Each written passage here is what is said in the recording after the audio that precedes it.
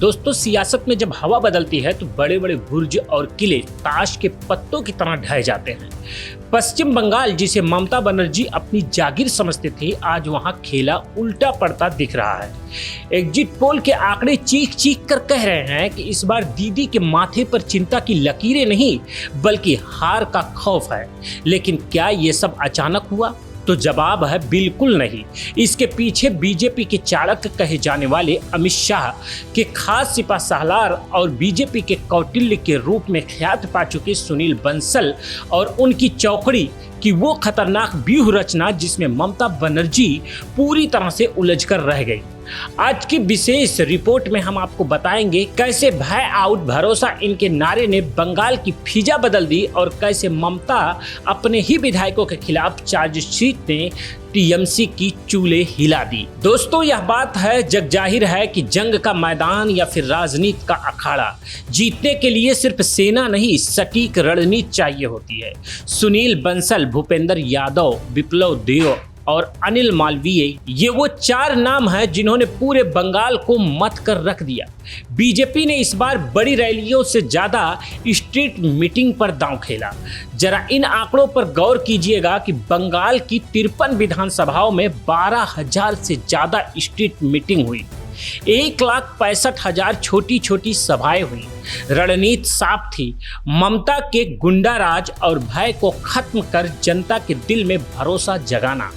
मोहल्लों और घरों तक पहुंचकर महिलाओं से सीधे संवाद किया गया और नारा दिया गया, भाजते ताई बीजेपी चाहिए, यानी बीजेपी ही चाहिए। पीएम साहब के चाणक्य की अगुवाई में बीजेपी ने अपनी सबसे तगड़ी रणनीति तैयार की। इस व्यूह रचना के तहत शुरुआत में सीधे ममता बनर्जी पर हमला नहीं किया गया। उन्होंने टीएमसी के उन विधायकों को निशाना बनाया जिनसे जनता परेशान थी। बीजेपी ने करीब 80 प्रेस कॉन्फ्रेंस की और 220 सभाओं में टीएमसी विधायकों के खिलाफ चार्जशीट जारी की। इसमें उनके भ्रष्टाचार, सिंडिकेट राज और गुंडागर्दी का कच्चा चिट्ठा था। इसका असर यह हुआ कि ममता बनर्जी को घबराहट में अपने 77 उम्मीदवार के टिकट काटने पड़ गए। यह ममता की पहली नैतिक हार थी। इसके बाद बीजेपी ने 17,000 किलोमीटर लंबी परिवर्तन यात्रा निकालकर बंगाल के कोने कोने में भगवा लहर पैदा कर दी। कहते हैं कि जिसने ब्रिगेड मैदान जीत लिया उसने बंगाल जीत लिया। कोलकाता के ब्रिगेड मैदान में प्रधानमंत्री मोदी की पहली रैली ने ही दीदी की नींद उड़ा दी। 5 लाख से ज्यादा लोग एक सुर में जय श्री राम और बदलाव के नारे लगा रहे थे। तब ममता बनर्जी को समझ आ गया कि ये लड़ाई आसान नहीं है। इसके बाद त्रिपुरा के पूर्व सीएम विप्लव देव के फीडबैक पर बीजेपी ने गियर बदल दिया। सीधे ममता बनर्जी के अत्याचारों पर हमला बोला।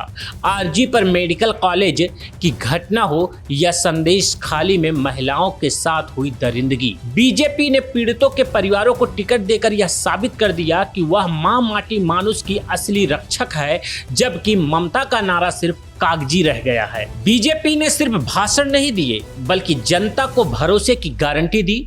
युवा कार्ड और मातृ शक्ति कार्ड के जरिए लाखों युवाओं और महिलाओं से फॉर्म भरवाए गए। उन्हें यकीन दिलाया गया कि बीजेपी की सरकार आते ही उन्हें रोजगार और सुरक्षा मिलेगी। सिर्फ इतना ही नहीं, पूरे चुनाव के दौरान बीजेपी के केंद्रीय नेतृत्व ने अपनी पूरी ताकत झोंक दी। पीएम मोदी ने 19 सभाएं और 2 बड़े रोड शो किए। अमित शाह ने 29 जनसभाएं और 11 रोड शो करके 23 जिलों को नाप दिया। पार्टी के रणनीतिकार नितिन नवीन जैसे दिग्गजों ने 17 बड़े कार्यक्रम किए। यह किसी चुनाव प्रचार से ज्यादा एक सियासी सुनामी थी जिसने टीएमसी के गुर्गों के हौसले पस्त कर दिए। विपक्षी दलों द्वारा ममता बनर्जी के नीतियों को अल्पसंख्यक समर्थक बताने के बाद राज्य के हिंदू मतदाताओं में एक तरफा ध्रुवीकरण देखने को मिला। वह कहते हैं ना कि जब बुरा वक्त आना शुरू होता है तो अपने आप गोटे फिट होना शुरू हो जाती हैं। ममता एंड कंपनी के साथ भी कुछ ऐसा ही हुआ। लगातार 15 वर्षों के शासन के बाद जमीनी स्तर पर स्थानीय तृणमूल नेताओं के खिलाफ जबरदस्त सत्ता विरोधी लहर थी जिसे भाजपा ने बखूबी भुनाया। भाजपा ने अपने ही स्थानीय नेतृत्व जैसे शुभेंदु अधिकारी और केंद्रीय नेतृत्व की मदद से टीएमसी के बूथ स्तरीय संगठन को कमजोर किया। टीएमसी कार्यकर्ताओं में आत्मविश्वास की कमी और बागियों का असर भी दिखा और एक के बाद एक सफल रणनीतिकार से ममता दीदी का किला ढह गया है। दोस्तों, ममता बनर्जी इस संभावित हार के पीछे सिर्फ बीजेपी की ताकत नहीं है, बल्कि दीदी की अपनी गलतियां भी बड़ी वजह हैं। ममता बनर्जी के सिंडिकेट राज और कट मनी के खिलाफ जनता के गुस्से को भांपने में भारी चूक कर दी। टीएमसी के कद्दावर नेताओं जैसे पार्थ चटर्जी और अनुव्रत मंडल की गिरफ्तारी ने बंगाल के आम आदमी के मन में यह बात बैठा दी कि सादा लिबास के पीछे भ्रष्टाचार का काला खेल चल रहा है।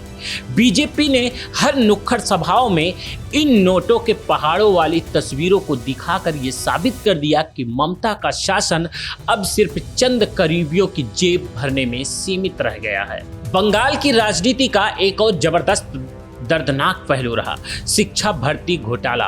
बंगाल की गलियों में भटकते वो योग्य उम्मीदवार जिनकी नौकरियों और पैसों के बदले बेच दिया गया, उन्होंने ममता के खिलाफ एक मौन आक्रोश पैदा किया। सुनील बंसल की रणनीति में इस आक्रोश को वोट में तब्दील कर दिया।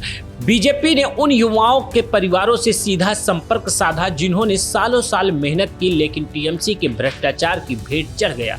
युवाओं के बीच बीजेपी की पैठ ने ममता के उस वोट बैंक को हिला दिया जो कभी उनका सबसे बड़ा हथियार हुआ करता था। ममता बनर्जी ने हमेशा बीजेपी की बाहरी पार्टी कहकर बंगाल की अस्मिता का कार्ड खेला, लेकिन इस बार जनता ने उसे सिरे से खारिज कर दिया। बीजेपी के रणनीतिकारों ने बंगाल के स्थानीय लोक संस्कृति जैसे बाउल संगीत और महापुरुषों स्वामी विवेकानंद, रविन्द्रनाथ टैगोर की विरासत को अपने प्रचार का हिस्सा बनाया। पीएम मोदी और अमित शाह ने जब बांग्ला भाषा में भाषणों से शुरुआत की तो ममता का बाहरी वाला नैरेटिव धराशायी हो गया। जनता ने समझ लिया कि शासन बंगाल के भीतर ही होगा, बस चेहरा ही नीतियों की बदलने की जरूरत है। दोस्तों, बंगाल अब उस मोड़ पर खड़ा है जहां से वापसी मुमकिन है। ममता बनर्जी ने सालों तक जिस भय के दम पर राज किया, बीजेपी के कौटिल्य ने उसी भय को जनता के मन से निकाल कर बाहर कर दिया। एग्जिट पोल के नतीजे बता रहे हैं कि ममता का किला ढहने के कगार पर है। क्या ममता बनर्जी अपनी कुर्सी बचा पाएंगी? क्या बीजेपी का प्लान सुनील बंसल बंगाल में नया इतिहास लिखेगा? 4 मई को जब नतीजे आएंगे तो दूध का दूध, पानी का पानी हो जाएगा।